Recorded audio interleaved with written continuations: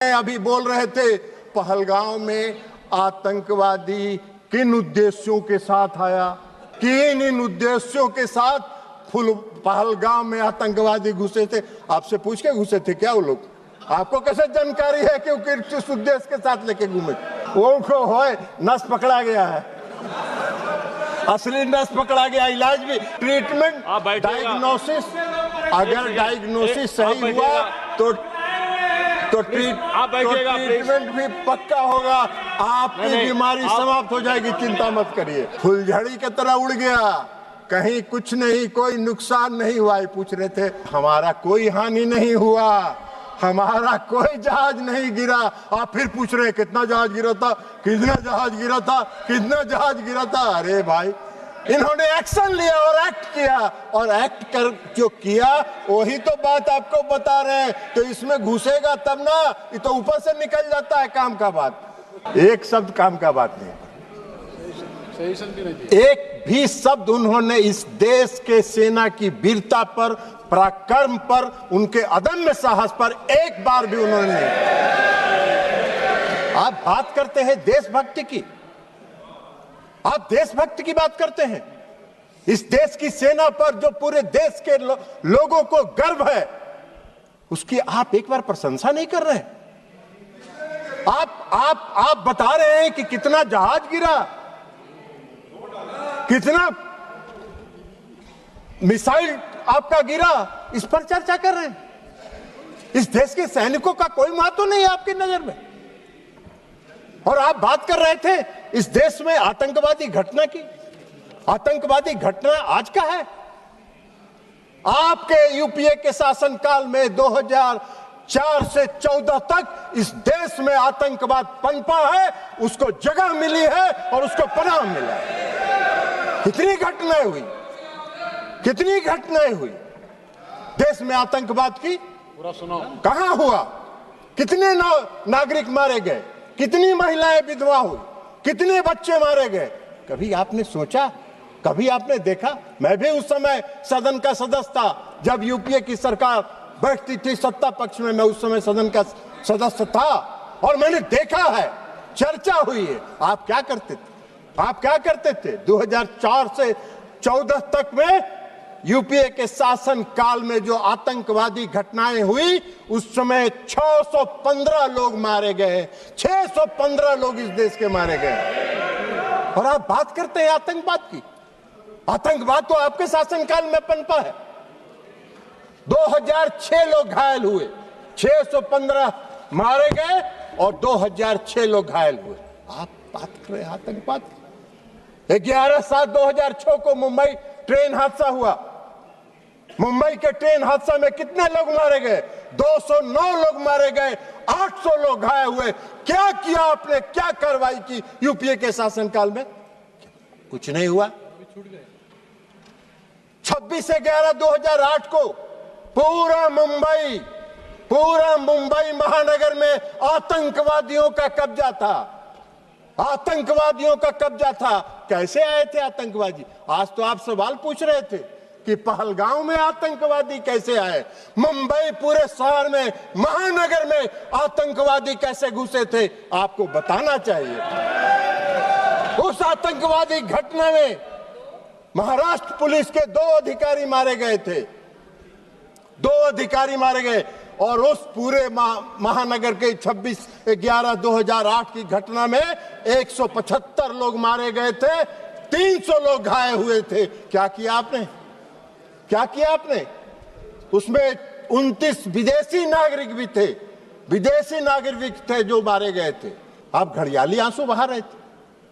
सदन में चर्चा किया आपने, और सदन में चर्चा करके घड़ियाली आंसू बहा के और उस समय के गृह मंत्री को विदा करके नए गृह मंत्री को बैठा दिया, मुख्यमंत्री को विदा कर दिए, और आतंकवाद को पूरे देश में पनपने के लिए आपने जगह देने का काम किया। यही तो काम कर रहे थे आप आतंकवादी की बात कर रहे हैं। भारत ने पहली बार आतंकवाद के खिलाफ लड़ने का जो संकल्प लिया और जो संकल्प दिखाया वो 2016 में शुरू हुआ, जब इस देश के प्रधानमंत्री ने कहा कि हम अपने देश की धरती पर आतंकवाद को पनपने नहीं देंगे, निर्णायक लड़ाएंगे और आतंकवादियों को घुस के उसके घर में मारने का काम करेंगे। यह संकल्प प्रधानमंत्री नरेंद्र मोदी जी ने दिखाया।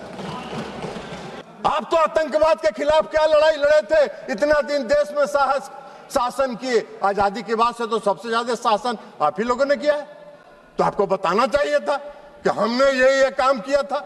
आप तो कुछ किए नहीं, तो 0 सन्नाटा है। तो 0 सन्नाटा में क्या कहिएगा? तो खोज रहे हैं, अभी बोल रहे थे पहलगांव में आतंकवादी किन उद्देश्यों के साथ आया, उसका भी व्याख्यान आप ही कर रहे थे कि इन उद्देश्यों के साथ पहलगाम में आतंकवादी घुसे थे।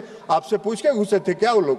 आपको कैसे जानकारी है कि वो किस उद्देश्य के साथ लेके घूमे? अरे ऐसा बात मत करिए। कम से कम देश की एकता और अखंडता के साथ मजाक मत करिए। देश की एकता और अखंडता के साथ देश की सरकार के साथ खड़ा रहने का काम कीजिए, नहीं तो कोई नहीं। विश्वसनीयता तो प्रतिदिन समाप्त हो ही रही है, आने वाले समय में कोई पूछेगा भी नहीं, यह भी जान लीजिए। तो इसलिए एयर स्ट्राइक किया प्रधानमंत्री जी ने। पुलवामा की घटना के बाद 26 अप्रैल को बालकोट में घुस के एयर स्ट्राइक करके आतंकवादियों को के प्रशिक्षण केंद्र को समाप्त करने का काम किया। ये प्रधानमंत्री का संकल्प था, ये मोदी जी का संकल्प था। यूपीए के किसी सरकार के प्रधानमंत्री ने यह संकल्प नहीं लिया था। ये काम मोदी जी ही कर सकते हैं, दूसरा कोई नहीं कर सकता है। और अब ऑपरेशन सिंदूर पर आइए। 22 अप्रैल को पहलगाम में घटना हुई, और 22 अप्रैल को पहलगाम में जब घटना हुई तो अरे जाओ ना यार, वहां वोटर बड़ा जाली बनवाए, वो उधर जाके देखो।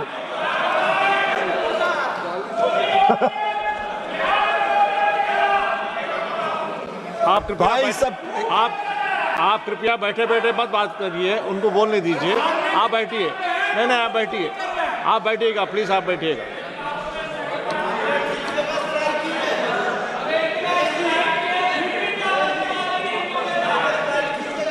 हाँ, उनको होए नस पकड़ा गया है, असली नस पकड़ा गया। इलाज भी, अगर देखिए आपको एक चीज बता देते हैं, अगर असली बीमारी पकड़ा जाता है तो उसका इलाज भी परफेक्ट होता है। डायग्नोसिस अगर सही हुआ तो ट्रीटमेंट, डायग्नोसिस सही हुआ तो ट्रीटमेंट भी पक्का होगा, आपकी बीमारी समाप्त हो जाएगी, चिंता मत करिए। कश्मीर तो वो गए जिनको तफरीह करना था, इस देश के प्रधानमंत्री को एक्ट करना था ना, तो इस देश के प्रधानमंत्री को एक्ट करना था, तो कश्मीर जिनको तफरीह करना जाना था वो गए। इन्होंने एक्शन लिया और एक्ट किया, और एक्ट कर जो किया वही तो बात आपको बता रहे हैं। तो इसमें घुसेगा तब ना, ये तो ऊपर से निकल जाता है काम का बात। तो इसलिए 22 अप्रैल को प्रधानमंत्री घटना हुई आए। 24 अप्रैल को प्रधानमंत्री जी, अभी रंजन गोगोई जी कह रहे थे कि चुनाव पर, ये गौरव गोगोई जी कह रहे थे, सॉरी गौरव गोगोई जी कह रहे थे कि चुनाव प्रचार कर रहे थे। चुनाव प्रचार में नहीं गए थे, अपने को करेक्ट किया कीजिए, बोलिए भी तो करेक्ट करिए। पंचायती राज दिवस था, और पंचायती राज दिवस में हर साल प्रधानमंत्री जी पंचायती राज दिवस में किसी न किसी राज्य में जाकर पंचायत प्रतिनिधियों को संबोधित करते हैं। और 24 अप्रैल को भी प्रधानमंत्री जी बिहार के मधुबनी में पंचायती राज दिवस के दिन गए, लेकिन वहां जाके उन्होंने जो कहा, पहली बार पहलगाम की घटना पर एक शब्द उन्होंने कहा कि घटना से मर्माहत हूं, और इसका जवाब कल्पना से परे पाकिस्तान को मिलेगा, कल्पना से परे पाकिस्तान को मिलेगा। यह एक लाइन में उनकी संकल्प शक्ति का दृष्टिगोचर हो रहा था कि उनके दिमाग में क्या है। और मधुबनी में जो आतंकवाद के खिलाफ लड़ने का उनका संकल्प था, उसमें उन्होंने पहली बार मैंने देखा आज तक 14 से लेके आज तक में कि प्रधानमंत्री नरेंद्र मोदी जी ने अंग्रेजी में भाषण दिया कुछ देर, और इसलिए दिया कि उन्होंने पूरे दुनिया को विश्व को संदेश दिया कि हम आतंकवाद के आगे झुकने वाले नहीं हैं, आतंकवाद के खिलाफ हम निर्णायक लड़ाई लड़ेंगे। और विश्व को अपनी दृढ़ इच्छा शक्ति का संदेश उन्होंने इसके माध्यम से लिया और आतंकवाद के खिलाफ लड़ाई का उन्होंने संकल्प लिया। 100 से ज्यादा आतंकवादी मारे गए। पूरे पाकिस्तान के जो जितने थे सेना प्रमुख से लेके सब आतंकवादियों के जनाजा में गए, आतंकवादियों के जनाजा में गए। आपने पाकिस्तान का तो एक बार भी आलोचना नहीं की, पाकिस्तान को कंडेम तो आपने गोगोई जी एक बार भी आपने नहीं किया कि पाकिस्तान के जो सेना प्रमुख थे वो गए, तो इसलिए आप तो नहीं किए, आप नहीं करिएगा। वो मालूम है आप वोट के लिए राजनीति करते हैं और मोदी जी देश के लिए राजनीति करते हैं, अंतर यहाँ है। फुलझड़ी की तरह उड़ गया, कहीं कुछ नहीं, कोई नुकसान नहीं हुआ। पूछ रहे थे गृह रक्षा मंत्री, अरे रक्षा मंत्री जी का पूरा भाषण आप अगर ध्यान से सुनते तो रक्षा मंत्री जी ने बताया कि हमारा कोई हानि नहीं हुआ, हमारा कोई जहाज नहीं गिरा।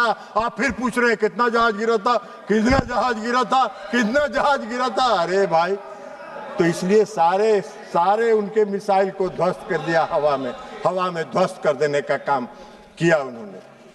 दुर्भाग्य है इस देश का, इस देश की विपक्षी पार्टियों को प्रधानमंत्री और ऑपरेशन सिंदूर की सफलता दिखाई नहीं पड़ती है, जिसको पूरे दुनिया ने देखा और विश्व में देखने का काम किया।